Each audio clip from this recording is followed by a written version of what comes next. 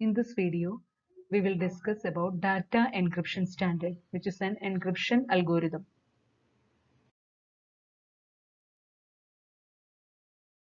Condense DES encryption, initial permutation, details of single round, DES decryption, the strength of DES. DES is an encryption algorithm. Every encryption algorithm converts a plain text block into a ciphertext block. So here, the plain text block size is 64-bit. And it is converted into a ciphertext of 64-bit length, and the key size here is 56-bit.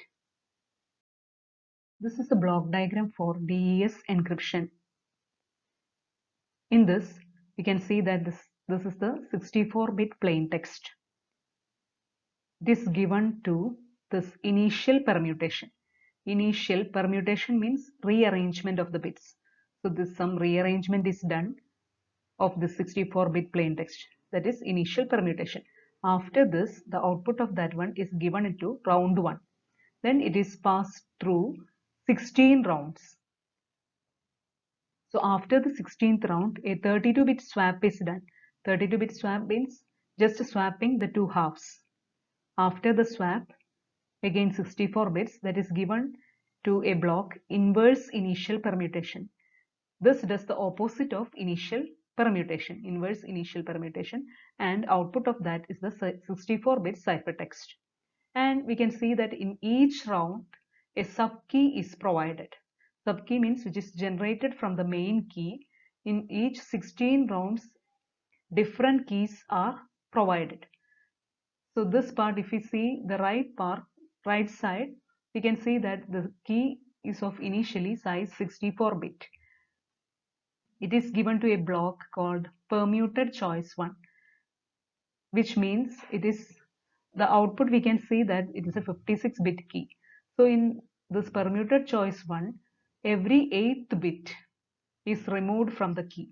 So 64 minus 8, which will give 56-bit. This 56-bit is passed to a block left circular shift, which is doing shifting the key to left. So after that left circular shift, it is given to permuted choice 2, which will reduce the number of bits to 48. This 48-bit key is provided to the round 1. Similarly, after the left circular shift, it is going to the next round. Again left circular shift, permuted choice 2, the key K2 is given to round 2. This process, so every round will have separate keys. So this is the general diagram for DES encryption. The same thing which we have shown in the diagram is explained over here. The processing of plain text proceeds in 3 phases. So first thing is the initial permutation, that is rearrangement of the bits to produce the permuted input. This is followed by a phase consisting of 16 rounds of the same function, which involves both permutation and substitution functions. The output of the 16th round is of 64 bits that are a function of the input plaintext and the key. The left and right half of the output are swapped to produce pre-output, which means the 32-bit swap. Finally, the pre-output is passed through a permutation, that is the inverse of the initial permutation function, to produce 64-bit ciphertext. With the exception of the initial and final permutation, DES has the exact structure as the Feastel cipher. The right-hand portion of figure shows the way in which the 56-bit key is used. Initially, the key is passed through a permutation function. Then for each of the 16 rounds, a subkey is produced by the combination of a left circular shift and a permutation. These are the blocks for the initial permutation. So here, initial permutation IP. So some rearrangement of the bits. Total 64 bits are there. So here we can see that 58th bit is coming first, then 50th bit, 42 bit, etc. And inverse initial permutation means it is the inverse of this initial permutation. So here we can see that here in inverse initial permutation, the 40th bit is placed as the first bit. Here we can see that this 1 is placed in the 40th position. So here each row consists of 8 bits. So here 8 5s are 40. So 40th bit is the first bit. So here inverse of that one, first bit is the 40th bit. So this table is used for initial permutation, and also this is used for inverse initial permutation. This is same as the Feastel cipher. That is, a single round is same as the Feastel cipher structure. The plain text of 64 bits is divided into 32-bit, two halves, and left half is given to the XOR function. Right half is passed to a function f. This right half, 32-bit, it is expanded. See here, expansion permutation, E table. Using this expansion table, it is expanded to get 48-bit, because we have to XOR this part with a 48-bit key. So both should have the same size. So that is why the 32-bit right half is expanded. So some of the bits, we can see that some of the bits are repeated over in here in the table. So after expanding it to 48-bit, it is XORed with the subkey Ki. Using this XOR, and output of that again 48-bit. Initially it should be, it is 32-bit. So again it has to be made to 32-bit. So using substitution box, this 48-bit is reduced to 32, which means 48 bits reduced to 32. That is, 16 bits are removed from this 48-bit using this substitution choice S box. After that, again, that output of that 32-bit output, that is again some permutation is done. Permutation table is given here. Some sort of rearrangement of the bits is done, and then that output 32-bit is XORed with the left half of the plain text, and it is given to the right side of the next round. The left side of the next round is the right side of the previous round. This is directly given to the left side of the next round. So here this Li is equal to Ri minus 1, and Ri equal to Li minus 1 XOR f of Ri minus 1 comma Ki, which is the Feastel cipher structure. And right side we can see how the key is generated. So there are two things. What all things are happening to the plain text, that is in each round, and what things are happening to the key, that is how subkeys are generated. Key is initially 56-bit key. This 56-bit key is divided into two halves, 28-bit Ci-1 and 28-bit Di-1.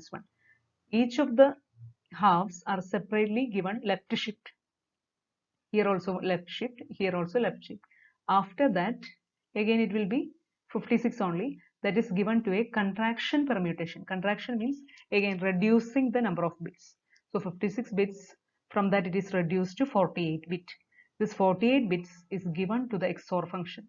So each round subkey of 48 bit is given to the XOR function, and using the key and the plain text of 48 bit, XOR is done, and these procedures are happening after that.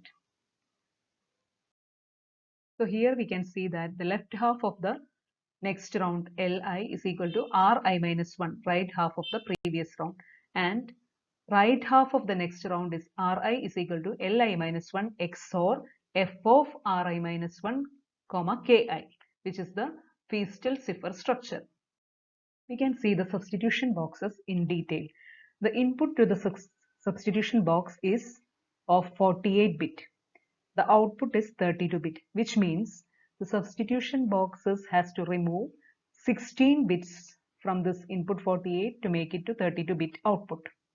So this is done as follows, like there are 8 substitution boxes. Each of the boxes removes 2 bit. See here, this is 6-bit input to each of the boxes, and the output is 4-bit. So 6 8s are 48-bit input, and the output is 4. 4 8s are 32. So how this removes, we can see. That is, the first and last bit of the input to box Si form a 2-bit binary number to select one of the rows in the table. So each substitution box is mapped to a table. which is having 4 rows. So this first bit and last bit of a substitution box, for example S1, that decides the row number of this table, and the middle 4 bits decides the column number of the table, and the intersection of the rows and column give us a number. That number is represented in 4-bit representation to produce the output. So that is how it is producing 4-bit output. We can consider one example in the case of S1. Suppose the input 6 bits to this substitution box is 011001. So the first and the last bit forms the row number 01. So that is the first row.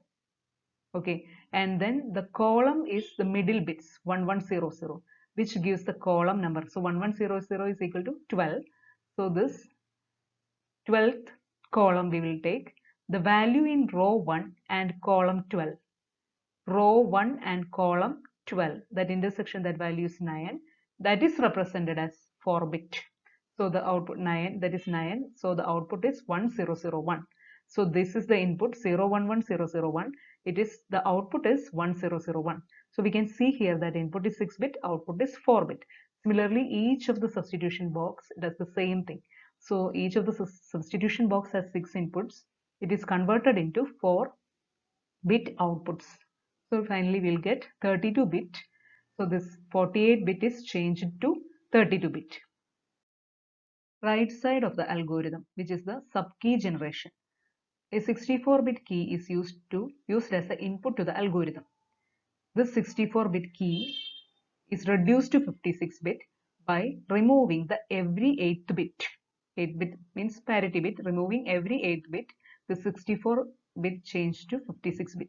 Again, this resulting 56-bit key is divided into 2 halves, 28-bit each, labeled as C0 and D0. At each round, these 2 halves are separately given a circular left shift of 1 bit or 2 bit, which depends on the round number.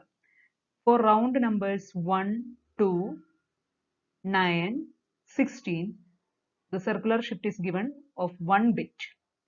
All other round numbers like 2, 3, 4, 5, 6, 7, 8, 10, 11, 12, 13, 14, 15, the left shift is 2-bit. 2-bit left shift is given. So these are all to provide some sort of randomness. This is how the sub-keys are generated. Again, this will be 56-bit key. After circular shift, this key is given to the next round, and also from this 56-bit key, 48-bit key is generated by doing the contraction operation. DES, decryption. With any Feastel cipher, decryption uses the same algorithm as encryption, except that the application of the subkeys is reversed. And one advantage of DES is it shows avalanche effect, which means if there is a change of one input or key bit, that results in changing approximately half of the output bits, which makes any attempts to home in by guessing keys impossible. DES exhibits strong avalanche. Strength of the DES algorithm. It depends on 3 factors: key size, nature of the algorithm, then timing attacks. This key size is 56-bit. So there are 2 raised to 56 combination of key values. So a brute force search looks hard. Nature of the algorithm. The design criteria for the S boxes and indeed for the entire algorithm were not made public. There is a suspicion that the boxes were constructed in such a way that cryptanalysis is possible for an opponent who knows the weaknesses in the S boxes. Now we can see what is meant by timing attacks. A timing attack is one in which information about the key or the plaintext is obtained by observing how long it takes a given implementation to perform decryptions on various ciphertexts. A timing attack exploits the fact that an encryption or decryption algorithm often takes slightly different amounts of time on different inputs. Thank you.